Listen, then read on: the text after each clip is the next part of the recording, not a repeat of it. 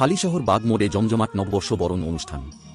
বুধবার সন্ধ্যায় বীজপুরের বিজেপি প্রার্থী সুদীপ্ত দাসের উদ্যোগে হালিশহর বাগ মোড়ে পয়লা বৈশাখ উপলক্ষে নববর্ষ বরণ অনুষ্ঠানের আয়োজন করা হয়েছিল। এদিন কচি কাচাদের নৃত্য থেকে শুরু করে রবীন্দ্রসঙ্গীতে অংশগ্রহণ করেন শিল্পীরা। শুধু তাই নয়, সদ্য প্রজাত খ্যাতনামা সঙ্গীত শিল্পী আশা ভোঁসলের গাওয়া গান গেয়ে তাঁকে স্মরণ করেন।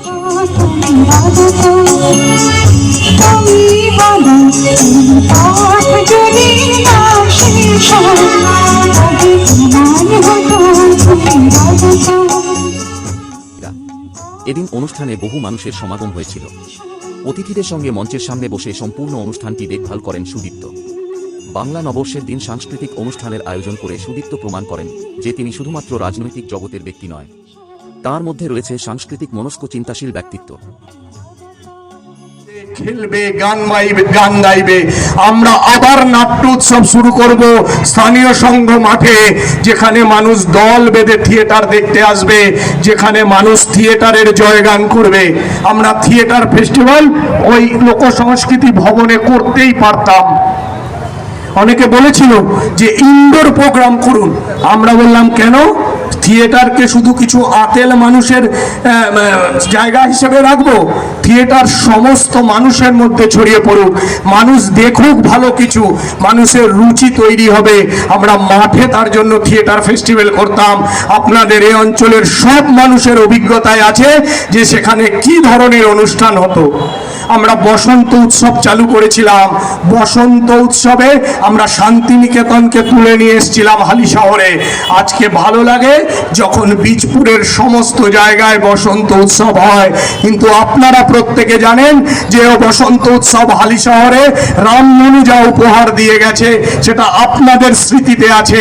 আমরা খুশি যে আমরা যা শুরু করব সেটা সমস্ত জায়গায় ছড়িয়ে পড়ুক, সংস্কৃতির বিকাশ ঘটুক। আমরা যেমন চাইবো যে আমাদের দেখা দেখি আগামী দিনে রামধনু হেসেল আরো 10টা তৈরি হোক, আরো মানুষ খাক। আমরা চাইবো এরম বসন্ত উৎসব, এরম সঙ্গীতানুষ্ঠান চারিদিকে তৈরি হোক, চারিদিকে ছড়িয়ে পড়ুক। আপনাদের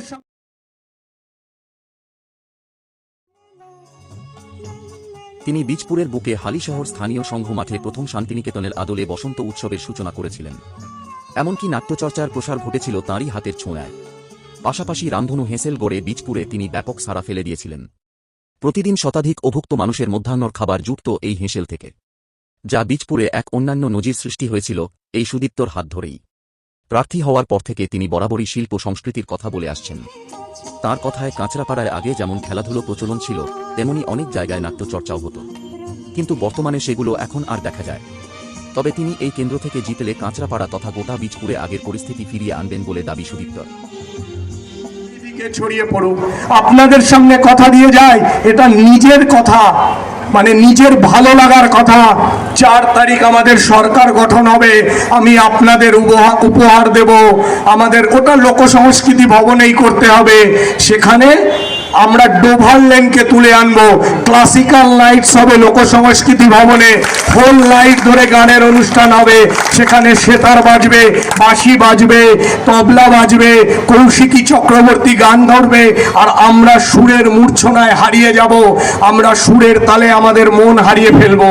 আমরা সেই হালিশহর গড়ে দেব, আমরা সেই বীজপুর আপনাদের উপহার দেব। শুধু আমাদের একবার সুযোগ দিন।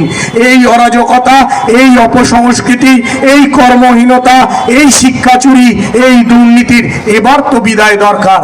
এবার নয় তো আর কবে? এবার না হলে আর কখনো নয়। মানুষের জীবনকে এরা দুর্বিষহ করে তুলেছে। এ লড়াই। এদিন অনুষ্ঠানে উপস্থিত ছিলেন হালিশহর পুরসভার প্রাক্তন পুরপ্রধান রাজু সাহানি সহ বহু বিশিষ্টজনেরা। ব্যুরো রিপোর্ট, কলমের দুনিয়া।